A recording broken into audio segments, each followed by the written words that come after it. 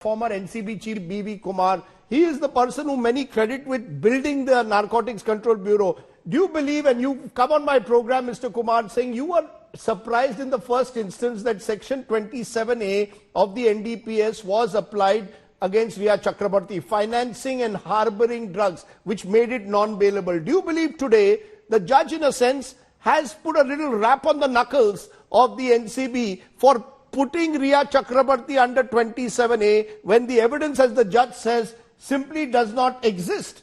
Simply, as the judge says, and I'll put the observation, simply providing money for a particular transaction will not be financing of that activity.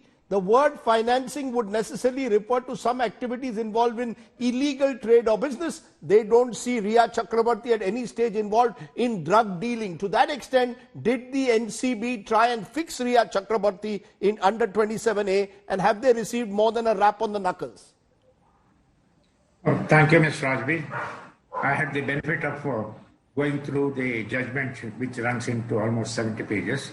And I think it's an outstanding decision and interpretation of Section 37 of the NDPS Act, which in fact says the drug offenders will not get bail. But there are also in the subsections where it clearly says the prosecutor should be given an opportunity to oppose the bail.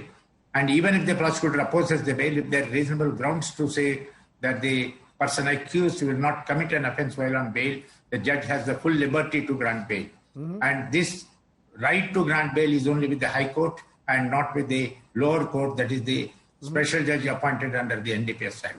So, and not only that, he has really laid down how exactly Section 37 should be interpreted in the course of investigation, or in cases where a person is charged for offences under Section 19 or 24 or 27A. Now, 27A talks of harboring. I was rather amused that the learned Assistant Solicitor General mentions that if a person is consuming drug and if it is not informed to the authorities concerned, it amounts to harboring a drug addict or a drug offender. Right. That is too far-fetched to give such an interpretation under Section 27A.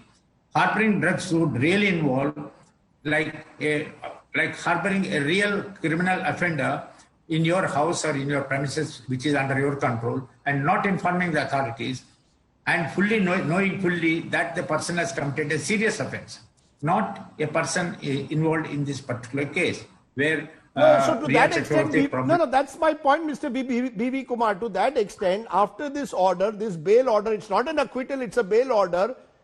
Is the NCB being in some way being told that you overextended your hand? If 27,000 rupees are paid to procure drugs in small quantities amounting to, let's say, 59 grams, is that enough to accuse you of financing and harboring? Did the NCB, in your view, try and fix Riya Chakrabarti? I want a straight answer to that, to make it non-bailable when it was clearly a bailable offense. We have to sort of go to the background in which she procured drugs for Sushant Rajput.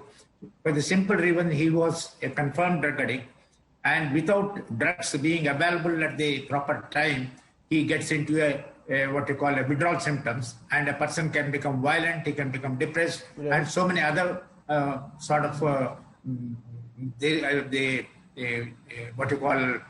he may be prone to violence also.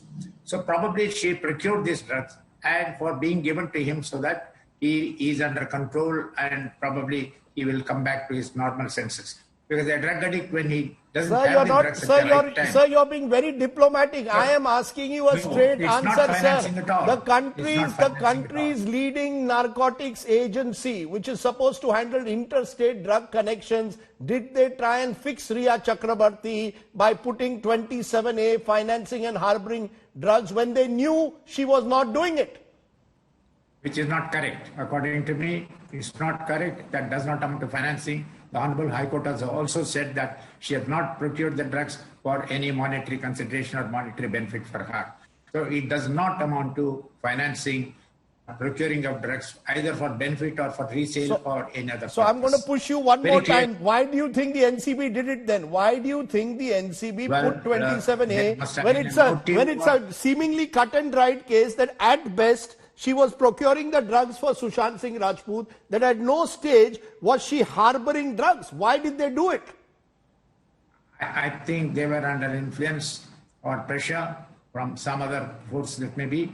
But what the NCB did probably was a little far-fetched, and it was a simple case where a person probably procured drugs to keep a drug addict probably under his control, Right. and which was necessary as a medicine at the point of time by So that's providing what- that particular drug, and that too in small quantities.